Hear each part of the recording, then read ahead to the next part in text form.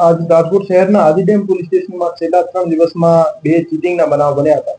એ ચીટિંગના બનાવોમાં હકીકત એવી હતી કે એક ગેંગ ઇકો ગાડીમાં સવાર થઈને આવતી હતી અને જે ગ્રામ્ય વિસ્તારમાં, વાડી વિસ્તારમાં રહેતા વયોવૃદ્ધ ખેડૂતો હોય છે એમને ઇનામી કૂપન સ્ક્રેચ કરાવતી હતી અને એને સ્ક્રેચ કરાવવાના બદલામાં ઇનામની ચીજ વસ્તુઓ ખરીદ કરવા માટે એને ધાકધમકી આપતી હતી, એની પાસેથી રોકડ રૂપિયા પડાવતી હતી.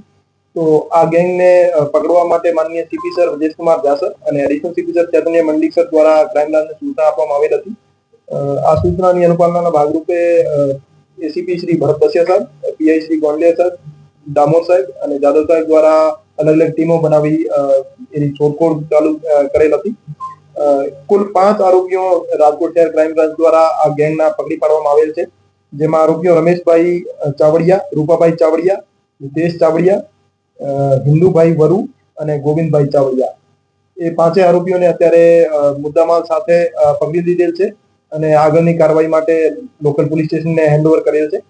અને એમની એમો એવી હતી કે એ આ રીતના નીતિ સેલ્સ ઓફર નામથી સ્ક્રેચ કાર્ડ જે અભણ વયોવૃદ્ધ ખેડૂત હોય છે એમને બતાવતા હતા અને એમના ઉપર સ્ક્રેચ કરાવતા હતા અને સ્ક્રેચ કરાવ્યા પછી એમના જે એમની ઇનામની વસ્તુ લખેલી હોય, જેમ કે મિક્સર લખેલું હોય તો એમને મિક્સર આપતા હતા. મિક્સરની કિંમત 1500 થી 2000 હોય છે અને એની પાસેથી 15 થી 20,000 રૂપિયા પડાવતા હતા.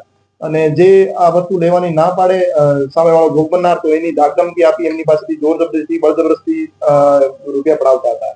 તો હું તમામને આ બાબતે માહિતગાર કરવા માંગુ છું કે એવી કોઈ પણ સેલ્સ ઓફર યા તો કોઈ ઇનામી લાલચ આપતી ટોળકીનો આપ શિકાર ના બનો અને એવી કોઈ પણ એમઓથી કામ કરતા માણસો તમારા ધ્યાનમાં આવે તો આપ તરત જ રાજકોટ શહેર પોલીસનો સંપર્ક કરો અથવા 112 ઉપર કોલ કરો.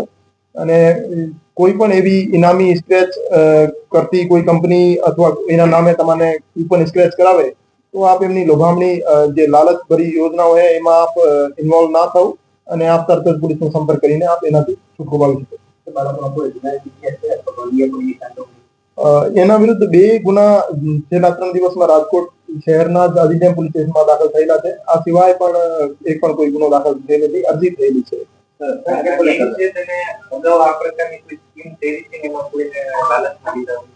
એને કબૂલાત આપી છે કે લંબા સમય પહેલા જે વાડી વિસ્તારમાં રહેતા ખેડૂતો હોય છે, અભણ માણસો હોય છે, એને એ રીતે લાલચમાં લઈ અને એમને સ્ક્રેચ કરાવતી હતી અને સ્ક્રેચ કરાવ્યા પછી એને વસ્તુ જોઈતી હોય કે ના જોઈતી હોય દબાણ કરીને એમની પાસેથી પૈસા પડાવતા હતા. હજુ સુધી એને 3 થી 4 કબૂલાત આપી છે પણ એના ભોગ બનનાર અમને મળી આવેથી એના વિરુદ્ધ બીજા ગુના અમે દાખલ કરીશું. હા, લાંબા સમયથી આ નીતિ સેલ્સ ઓફર નામથી આ રીતની સ્કીમ ચલાવતા હતા તો એમાં જ આખી વિગત.